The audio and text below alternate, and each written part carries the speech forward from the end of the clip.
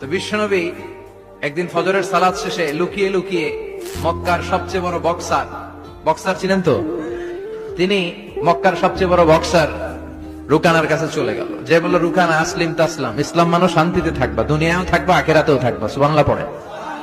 রুকানা বলে, না আব্দুল্লাহর বেটা মোহাম্মদ, আমি তো কালিমা পড়বো না, যদি বক্সিং খেলে আমারে হারাই দিতে পারো তাইলে কালিমা পড়বো। বিশ্বনবী বললেন, আমি তো বক্সিং খেলি না রে বাপ। রুকানা বলল, তাহলে আমিও কালিমা পড়ি না। বিশ্বনবী রাজি হলেন অবশেষে। ভাবলেন, আমি বক্সিং খেললে একজন যদি জাহান্নাম থেকে জান্নাতি হয়, বক্সিং খেললে সমস্যা কই?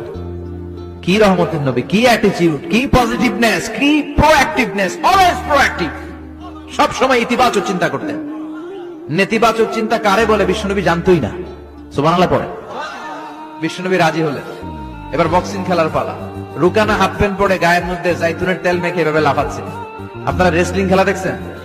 তেল মেখে পজিশন নেয় মারার জন্য প্রতিপক্ষকে। তো বিশ্বনবী তার পজিশন নেয় না, বিশ্বনবী দাঁড়িয়ে আছে। রুকানা বলল, মোহাম্মদ আমি লাফাচ্ছি, তুমি লাফাও না কেন? তুমিও লাফাও।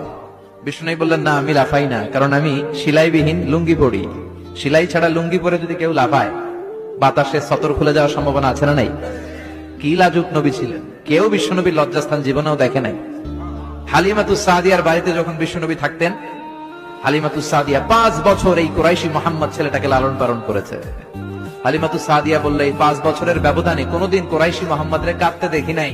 ক্ষুধা পেলেও ছেলেটা কাঁদতো না, ব্যথা পেলেও কাঁদতো না, শুধু লজ্জাস্থানের জায়গা থেকে কাপড়টা সরে গেলে শিশু মোহাম্মদ চিৎকার দিয়ে উঠত। এবার মারামারির পালা। রুকানা বলে, মোহাম্মদ তুমি মারো। বিশ্বনবী বললেন, তুই মার, কারণ আমি মারলে ওই মায়ের হজম করার ক্ষমতা তোর নাই। বিশ্বনবীর এক হাতে জান্নাতি 40 জনের শক্তি ঢুকায় দিছে কে? তো বিশ্বনবী মাইর দিলে এটাও হজম করতে পারবে? কথা কর, পারবে না।